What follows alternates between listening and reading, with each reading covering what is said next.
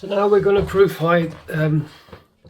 Brookes only give you one small sachet of the Proofhide, so what I like to do is to rip off and then take all the Proofhide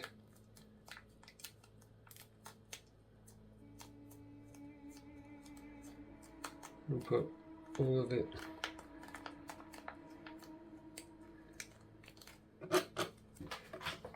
onto the then it's just an old brush. There's nothing special about this, it's just an old that I use for painting. We then essentially just start getting a little bit on the brush and giving it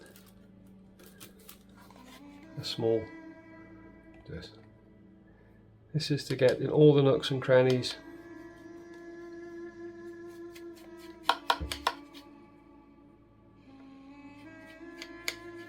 And try and just give it enough. You can see, if you can see that there's just a little bit of coloration change. I mean, that's all it generally needs. And try and give it a light coat. Use the brush to get in to all the gaps around there. And don't forget to do around the edges as well.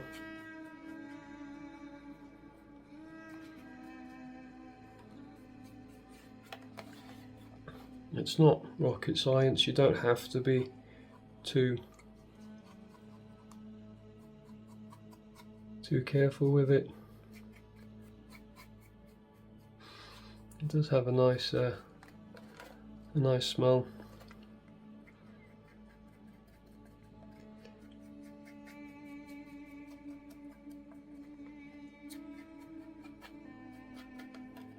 And don't forget you have to do the whole of the saddle, including the other side, but most of it really wants to go underneath, which is the most porous part of it. So imagine you're cycling and you go across a puddle and then the water splashes up. It's this underside that really needs the most liberal coat. The other side, when we turn it over, will just have a very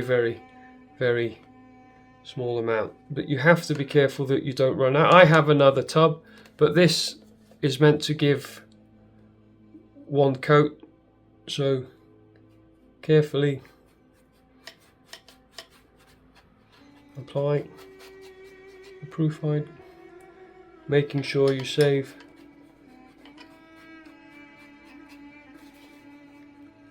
some for the other side. And you can always just give this a very light coat underneath, and then when you've done the other side, anything that's remaining can just be put, as long as you can see there's a liberal coat, such as it and there, and the bristles right down into there. As you can see, I'm really trying to get into the nooks and crannies with this brush. It's just an old brush I got for a few pounds from a craft store. It's nothing special. It's an artificial, it's not a natural bristle brush. It is just any old art brush. And as you can see, it's running low now, so I want to be careful. I'm saving just a bit, and I'm using up, saving that piece there, and then that is more or less done. As you can see, I've just given it a liberal coat. And now to flip it over, hold it by the rails, there, and flip it over, and then you want to do the same on this side. Just give a nice liberal coat with the brush. It really doesn't have to be too much, especially on this polished side. It's surprising how much it will actually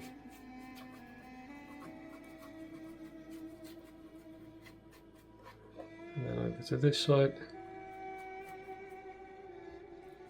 Proof hiding, they say to do it several times when it's new. Some people do it every couple of weeks, but once the saddle has been worn in, once it's broken in, it only needs to be done once or twice a year. But it is dependent on mileage. If you're doing thousands upon thousands upon thousands of miles, then naturally, as you can imagine, you'd have to do more proof, or maybe several times a year, maybe once every 3 months.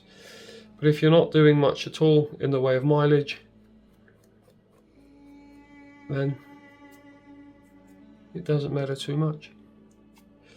So I'm then going to get the last bit of the brush and just go around these edges one more time, just to make sure they've had a doubly good. Good.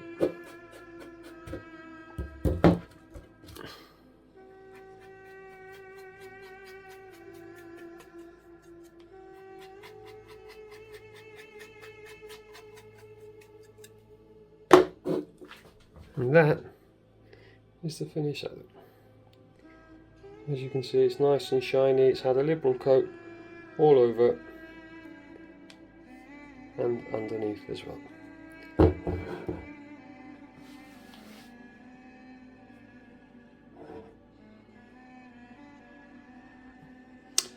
So the saddle has been left for over an hour to dry. I think it's now been about 2 hours, to be honest with you, but what we need to do now is give it a buff. This here is a Brookes cloth. It actually came out of the Brookes Premium Saddle Kit. This is the saddle kit here. I'll quickly open the box for you. You get a maintenance and care pack. You get 2 of these cloths. You get a tightening spanner. You get a brush. You get some extra Proofhide and some Lux polish for the metal surfaces. But today I'm only using one of the cloths. If you want to, you can use any cloth that's micro fiber chamois sort of cloth. I'm obviously using the ones that came with the Brookes. So all we do is start to buff a sheen back into the saddle. And as you can see, I'm going to concentrate on let's get a better grip here on one side, and you can see it's starting to shine again. On one side here it's quite dull, and then on this side it's starting to sheen.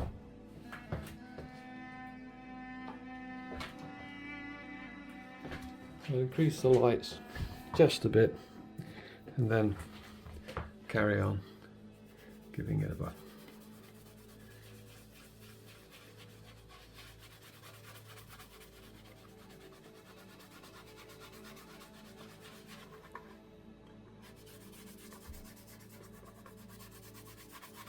There's no need to use any water. Some people like to use a bit of water or sometimes even spit, which sounds a bit disgusting. But as you can see, it's really bringing back that sheen and that shine. You don't have to worry about the underside. This here is fine. Just leave it. It's only this side here. This. And I'll try and get this done now as quickly as possible. So just keep buffing away. Circular motions apparently work the best. I'm afraid to change the cloth position.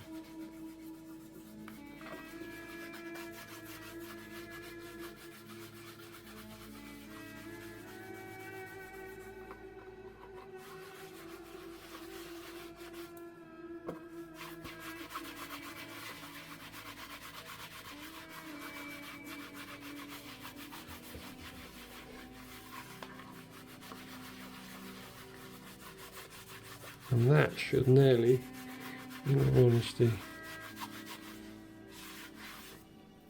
be about done.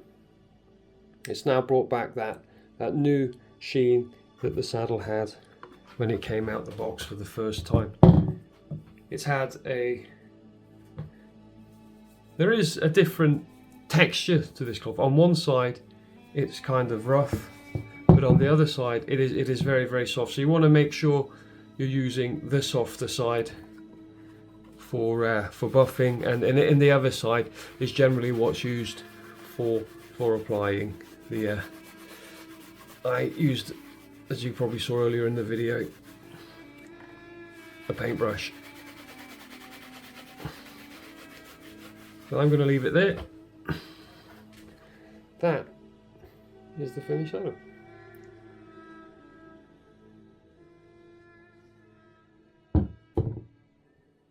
Thank you very much. Bye bye.